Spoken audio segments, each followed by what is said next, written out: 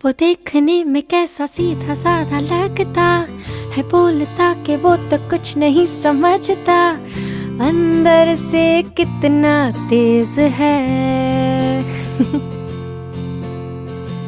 कभी अजीब सा कभी हसीन लगता, कभी किसी किताब का है सीन लगता, फिलॉसफी का क्रेज है।